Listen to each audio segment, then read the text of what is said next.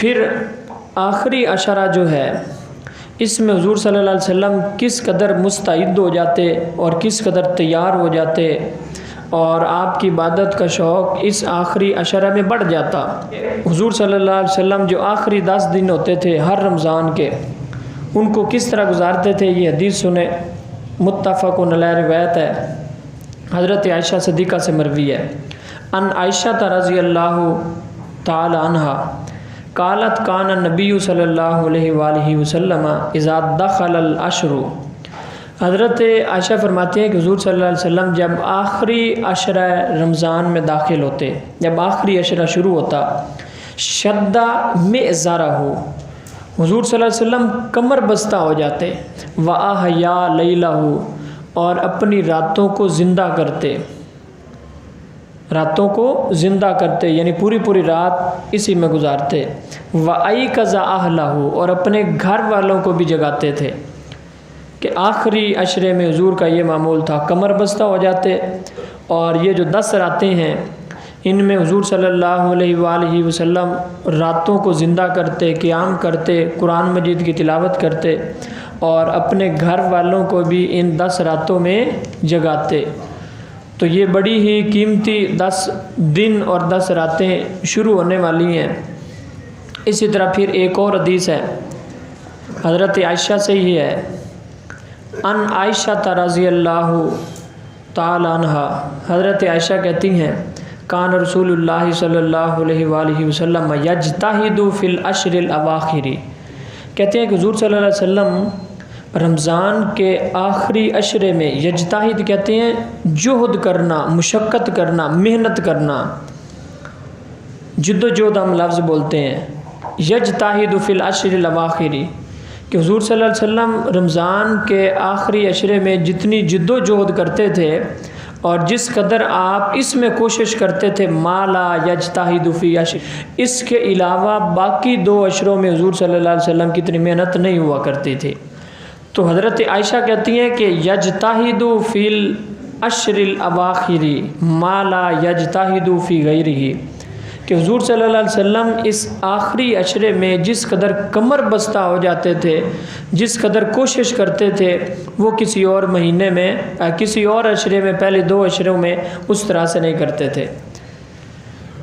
इसी तरह हज़रत अली से एक रिवायत मरवी है, अन अलीशिन अन नबिया सल्लल्लाहु अलैहि वसल्लम, हज़रत अली कहते हैं कि हुज़ूर सल्लल्लाहु अलैहि वसल्लम काना युकिज़ु अहलहु फिल अशरिल अवाखिरी मिन रमदाना, कि हुज़ूर सल्लल्लाहु अलैहि वसल्लम अपने घर वालों को रमज़ान के आखिरी अशरे में जगाया करते थे। हुज़ूर सल्लल्लाहु अलैहि वसल्लम अपने घर वालों को जगाया करते थे, यानी ये बड़ी ही कीमती रातें हैं। बिलखुसूस इसमें जो 5 रातें ताक रातें आती हैं और उनमें से पहली रात आज होगी।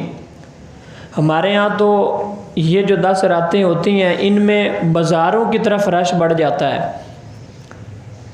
यानी बाज़ारों में हम अपने अहल व अयाल को लेके चले जाते हैं तो सारा दिन रोज़ा है या कोई अपने काम काज पे है, तो बाज़ार जो हैं वो आम पूरे साल में गवर्नमेंट भी जल्दी बंद करवा देती है, लेकिन रमज़ान में सारी रात खुले रहते हैं। और बिलखुसूस ये आखिरी 10 रातें इतनी कीमती हैं और इतनी अजीम रातें हैं कि जिनका कोई इंसान तसव्वुर भी नहीं कर सकता।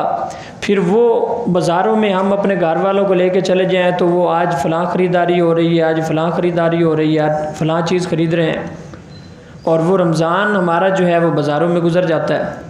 हज़रत अली फरमाते हैं कि हुज़ूर सल्लल्लाहु अलैहि वसल्लम आखिरी 10 रातों में, आखिरी अशरे में 10 दिन और इन 10 रातों में युकिज़ु अहलहु, ख़ुद भी कमर बस्ता हो जाते और अपने घर वालों को भी हुज़ूर सल्लल्लाहु अलैहि वसल्लम जगाया करते थे।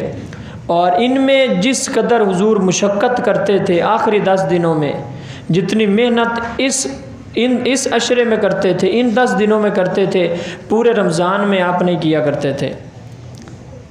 तो जिस शख्स को इनकी अहमियत का अंदाज़ा होगा वही शख्स करेगा ना।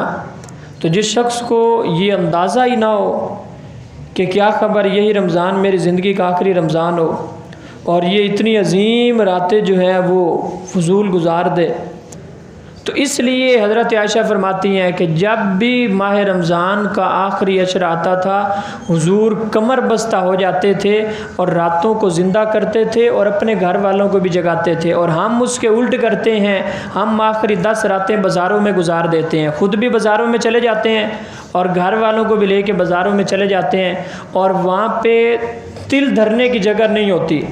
जिन रातों में मस्जिदें आबाद होनी चाहिए थी, उन रातों में बाज़ार जो हैं वो आबाद हो जाते हैं। मस्जिदों की आबादकारी तो नमाजियों से है, मस्जिद की आबादकारी किसी और चीज़ से नहीं है।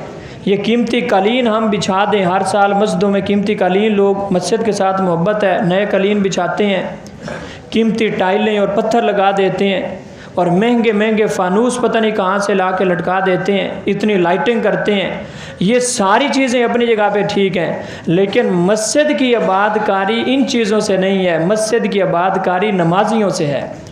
इसलिए तो उलमा इकबाल कहते हैं, मैं ना खुश व बेजार हूँ मरमर की सिलों से, मेरे लिए मट्टी का हरम और बना दो। तो इसलिए ये 10 दिन मस्जिदों की रौनक के हैं, मस्जिदों को आबाद करने के हैं, बाज़ारों को आबाद करने के नहीं हैं।